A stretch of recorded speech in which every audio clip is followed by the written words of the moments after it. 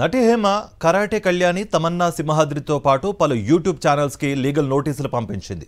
గతంలో వీరు తన పరువు ప్రతిష్టలకు భంగం కలిగేలా వ్యాఖ్యలు చేశారని ఫిర్యాదులో పేర్కొంది.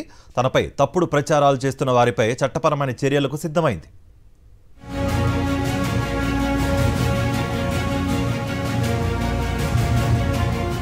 టాలీవుడ్ నటి హేమ మరోసారి వార్తల్లో నిలిచింది. గతంలో తనపై అవాస్తవాలు ప్రచారం చేసిన పలు యూట్యూబ్ ఛానల్స్ కు పలువురు నటులకు లీగల్ నోటీసులు పంపింది. కరాటే కళ్యాణి తమన్నా సింహాద్రి తన పరువు ప్రతిష్టలకు భంగం కలిగించేలా వ్యాఖ్యలు చేశారని నోటీసులో పేర్కొంది. అంతేకాదు తనను కించపరిచే విధంగా మాట్లాడారని ఆరోపించింది. ఈ నేపథ్యంలోనే ఇప్పుడు వారిపై చట్టపరమైన చర్యలకు సిద్ధమైంది హేమ. మా ఎన్నికల సమయంలోనూ హేమ కరాటే కళ్యాణిపై పోలీసులకు ఫిర్యాదు చేసింది.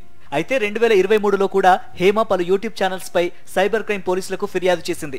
తన బర్త్డే పార్టీలో భర్తతో కలిసి ఉన్న ఫోటోలకు ఫేక్ థంబ్నెయిల్స్ పెట్టి ఇష్టానుసారంగా అసత్య ప్రచారాలు చేస్తున్నారని వాపోయింది. ఇలాంటి వార్తలను ప్రచారం చేస్తున్న వెబ్సైట్స్, యూట్యూబ్ ఛానల్స్ పై కఠిన చర్యలు తీసుకోవాలని కోరింది. ఇదిలా ఉంటే గత ఏడాది హేమ బెంగళూరు రేవ్ పార్టీ కేసులో అరెస్ట్ అయింది. ఆ తర్వాత బెయిల్ పై బయటకు వచ్చిన హేమ తాను ఎలాంటి డ్రగ్స్ తీసుకోలేదని స్పష్టం చేసింది.